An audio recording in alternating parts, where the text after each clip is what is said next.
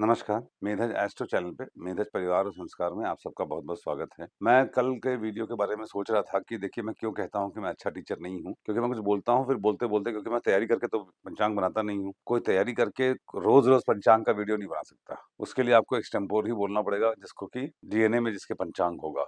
कल मैंने बोला बुध धनिष्ठा में, अब धनिष्ठा बुध का बर्थ नक्षत्र है।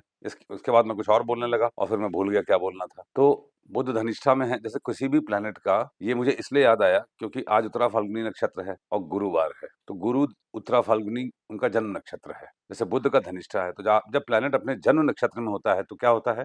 जब आप पैदा होते हैं तो क्या होता है? भई आपको खाना कोई खिलाएगा, पानी कोई पिलाएगा, बाथरूम कोई ले जाएगा, आप डिपेंडेंट हो जाते हैं। तो प्लैनेट अनकंफर्टेबल हो जाता है। तो बुध धनिष्ठा में जो कल थे वो हेल्पलेस थे। ये मुझे बताने का पर्पज़ है। चंद्रमा का है चित्रा, है ना? शुक्र का है ज्येष्ठा, शनिदेव का है रेवती, मंगल का है उत्तराषाढ़ा। तो इस तरीके से ग्रहों के जन्म नक्षत्र होते हैं। शनिदेव रेवती में जाएंगे 2027 में, हेल्पलेस हो जाएंगे। प्रोफेशनली हम लोग हेल्पलेस हो जाएंगे, that will be a very very tough time for everyone in the world. और हेल्पलेस हम कब होते हैं? जब हमारे कर्म इतने खराब हो जाते हैं कि प्रकृति हमसे रुष्ट हो जाए। The world will be created new, professions will be created new when Shani Revati में जाएंगे अगले साल। चलिए शुरू करते हैं। दिन 5 फरवरी 2026 गुरुवार। तिथि शश्री मापनोती, तिथि है चतुर्थी, चतुर्थी तिथि रिक्ता तिथि है। इसका स्वभाव शनिदेव के अनुसार होता है और चंद्रमा कुंडली में जहां होते हैं उसके अनुसार इसका फल है। Cause is Saturn and effect is moon. चतुर्थी तिथि जब गुरुवार को होती है तो अमृत योग बन जाता है। Whatever is done today, whatever we get today stays for long. चतुर्थी तिथि में वृषभ और कुंभ राशि दग्ध हो जाती है। अब कल मैंने बताना भूल गया, तृतीया तिथि में सिंह और मकर थी और सिंह में केतु वक्री हैं। तिथि वेरी गुड। अब चतुर्थी तिथि में वृषभ और कुंभ है, वृषभ में राहु है जो कि वक्री होते हैं। ये इस तिथि को बहुत ही आउटस्टैंडिंग बना रहे हैं। देखिए वक्री ग्रहों का बड़ा महत्व है जीवन में। बड़ी मैं कभी कभी जब ज्योतिष पढ़ता था शुरू में, जब बेसिक्स पढ़ता था तो मैं जब बेसिक्स से रिलेट करता था तो मैं सोचता था कि वक्री ग्रह को लोग खराब बोलते हैं। क्यों खराब बोलते होंगे?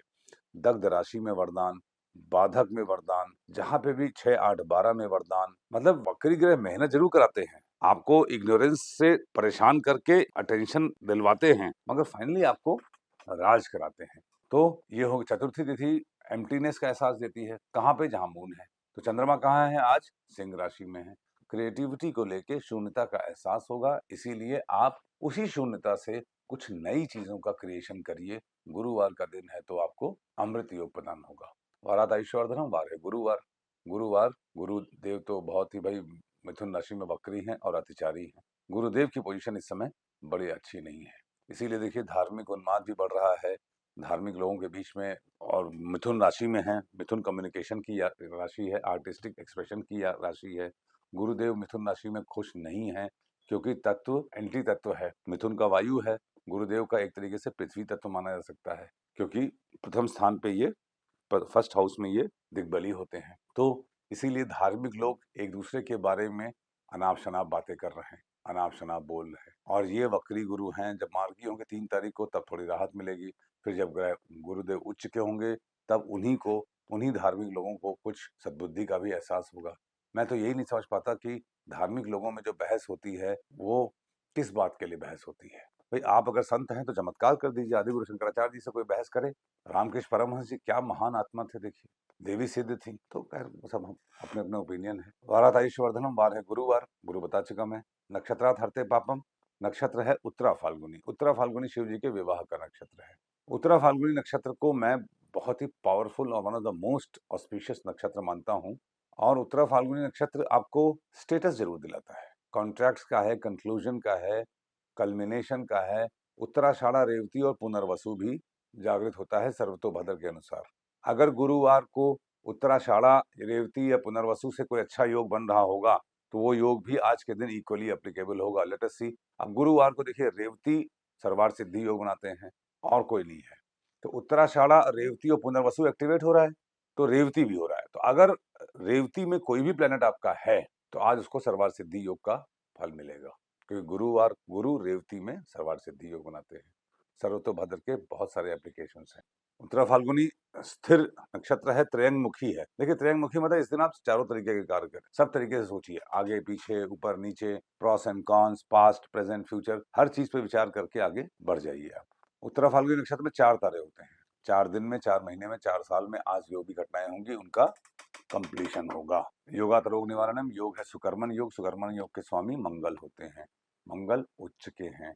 आज के दिन आकाशीय कृपा प्राप्त करने के लिए मंगल देव बहुत मदद कर रहे हैं।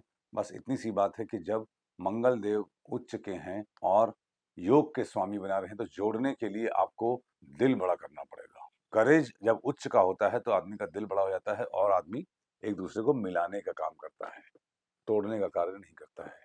ये करेंगे आप तो आकाशीय कृपा प्राप्त होगी। करणात् कार्य सिद्धिश्च, कर्ण है बहुकर्ण, बहुकर्ण के स्वामी सूर्य होते हैं और ये चंद्र ही है। अब देखिए, हम लोगों को इस पूरे महीने, एक तो मैंने आपको एक बात बताया था ना कि हर प्लैनेट का जो एक्टिवेशन ईयर है उसको आप जरूर देखिएगा। आपका प्लैनेट जितनी भी डिग्री में है, कोई प्लैनेट, वो वर्ष और उससे 12-12 साल जोड़ लीजिएगा, उस ग्रह से रिलेटेड घटनाक्रम के हैं। आपकी कुंडली में 9 ग्रह हुए, तो 9 ग्रह किसी की किसी डिग्री पे हैं, वो 9 साल आपके उन ग्रहों के एक्टिवेशन के साल हैं। वो एक्टिवेशन के मतलब उसका पहला साल उसका फल मिलेगा ही मिलेगा, और प्लस 12-12 साल जोड़ लीजिए।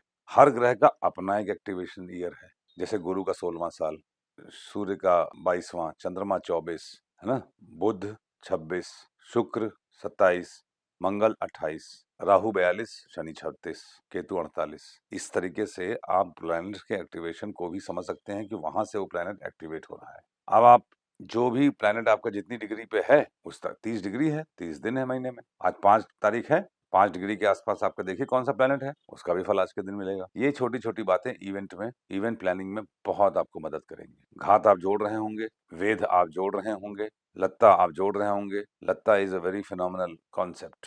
घर से बाहर निकलने से पहले जीरा खा के निकलिए। आपका दिन शुभ हो। Thank you very much.